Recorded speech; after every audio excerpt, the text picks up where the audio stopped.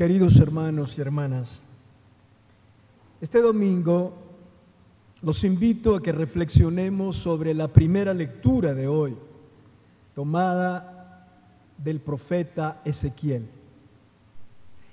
¿Quién fue Ezequiel? Ezequiel fue un israelita que padeció el exilio lejos de su tierra, en Babilonia, junto con su pueblo. En el exilio el Señor lo eligió para que fuera un profeta para sus hermanos.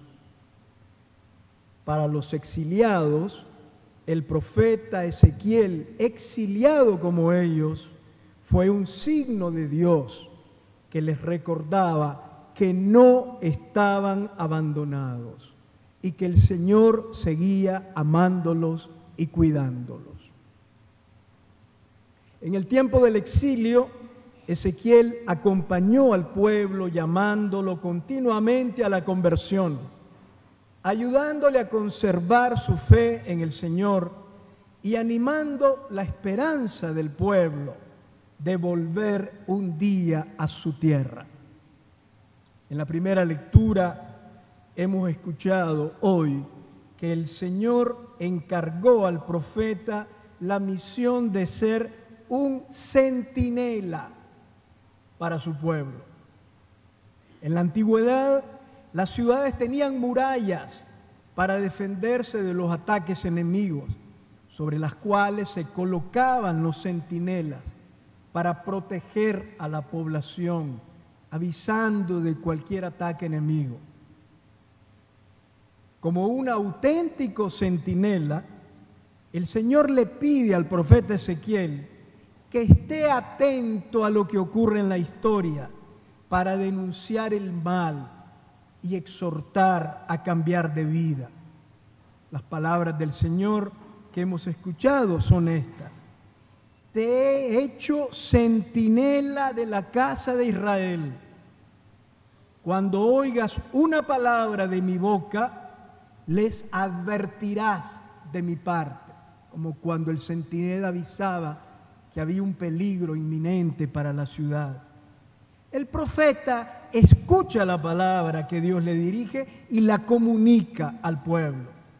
Es como un centinela puesto por Dios, no sobre una muralla, sino en lo alto para ver la historia y denunciar las maldades que se cometen, advertir sobre las graves consecuencias que derivan de ello y exhortar a todos a cambiar de vida. La misión profética comporta una gran responsabilidad, porque si el profeta no habla en nombre de Dios para advertir al malvado de su maldad, el malvado morirá ciertamente, pero el Señor pedirá cuentas de su muerte al profeta. Las palabras del Señor son estas: si yo digo al malvado, eres reo de muerte, pero tú, le dice al profeta, no le hablas para advertirle de su mala conducta, el malvado morirá ciertamente por su propia culpa, pero de su muerte te pediré cuentas a ti. O sea que al cumplir o no cumplir su misión, el profeta se juega su propia vida. Si decide callar por miedo, por indiferencia, o decide hablar y denunciar con valentía, allí se está jugando la propia existencia, el profeta. Un profeta carga sobre los hombros la historia de su pueblo, con todo lo que implica de dolor, humillación, opresión, exilio y muerte. El profeta ve la historia con los ojos de Dios y no duda en denunciar todo lo que se opone a su voluntad. Si los profetas no cumplen con su misión, son, como decía el profeta, perros mudos incapaces de ladrar. Si no cumple con su misión de hablar a los malvados, denunciándoles sus pecados y sus delitos, el profeta será responsable y Dios le pedirá cuenta. como le dijo el Señor a Ezequiel. Si yo digo al malvado, eres reo de muerte, pero tú no le hablas para advertirle de su mala conducta, el malvado morirá por su propia cuenta, debido a su culpa, pero de su muerte te pediré cuentas a ti, le dice al profeta. Las palabras de los profetas no brotan del odio, ni llaman a la violencia, ni quieren simplemente producir conflictos. Las palabras de los profetas son un llamado apasionado y lleno de amor de parte de Dios, quien, como dice el profeta Ezequiel en ese mismo capítulo 33, el Señor no se complace en la muerte del malvado, sino en que el malvado se convierta de su conducta y viva. Esta es la voluntad del Señor. En las palabras de un profeta palpita siempre el corazón misericordioso de Dios, un corazón de padre que nos ama y quiere que sus hijos hagan el bien, cambien de vida y puedan vivir en plenitud. La palabra del profeta es necesaria en la sociedad para mantener vivo el sentido de la verdad y las exigencias de la justicia, para provocar cambios auténticos que favorezcan la vida, la justicia y la dignidad de las personas. Por eso es necesario hoy alzar la voz en nombre de Dios y llamar a la conversión a quienes son verdugos del pueblo y se han endiosado exigiendo ser obedecidos y adorados. La voz profética se alza hoy para hablarle y sabemos que nos están escuchando. La voz de Dios se alza hoy para hablarles. Y como decía el Salmo de hoy, ojalá escuchen la voz del Señor y no endurezcan su corazón. El Señor le dice hoy a los dictadores, invitándolos a reflexionar y a cambiar de vida. Reconozcan sus graves delitos contra la vida y la justicia. Respeten los derechos humanos. No priven al pueblo de sus libertades. Liberen a los presos políticos. No atenten contra la educación y la cultura del pueblo. Cesen en su criminal intento de destruir a la iglesia. Bájense de sus tronos de barro y permitan que la gente decida su futuro y construya su historia. Conviértanse a la justicia, vuelvan a Dios, pidan perdón y cambien de vida. La voz profética se alza hoy también contra los militares altaneros, corruptos y culpables de crímenes de lesa humanidad, y sabemos que nos están escuchando. Dejen de amenazar a las voces libres que claman por la justicia. Y si alguna vez ustedes tuvieron fe, vuelvan a Dios, pidan perdón por sus crímenes y cambien de vida.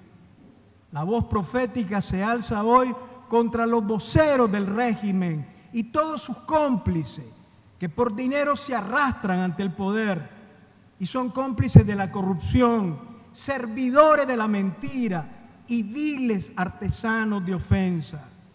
Sientan vergüenza de su bajeza y si alguna vez tuvieron fe, reconozcan que están equivocados, arrepiéntanse, pidan perdón a Dios y cambien de vida. La voz profética se alza hoy contra ellos. Y como decía el Salmo 94, ojalá escuchen su voz, la voz del Señor, y no endurezcan su corazón.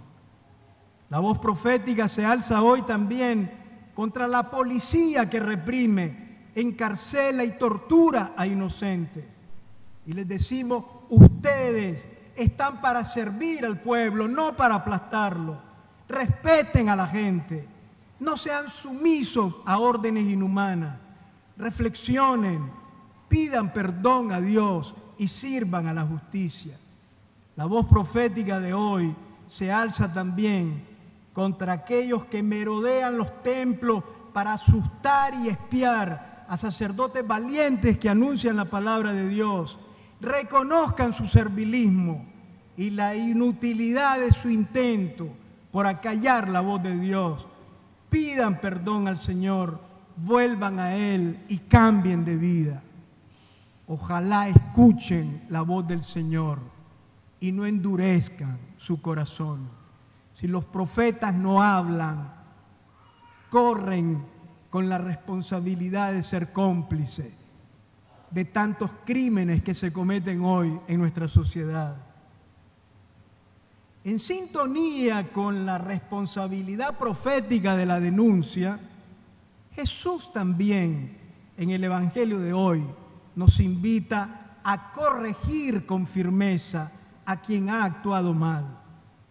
En estos casos, cuando alguien ha cometido un error, te ha ofendido o ha cometido un delito o un pecado, lo peor que puede ocurrir es cerrar los ojos y fingir que no ha pasado nada, con la excusa de evitar tensiones en la convivencia. O peor aún, guardar silencio para no quedar mal y ser rechazado, lo cual nos hace cómplices del mal. Todos somos centinelas unos de otros. Todos somos hermanos y hermanas que debemos cuidarnos y corregirnos unos a otros. A esto nos llama hoy Jesús. Y Él nos propone un comportamiento concreto.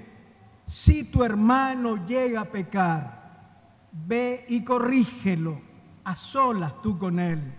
Si te escucha, habrás ganado a tu hermano.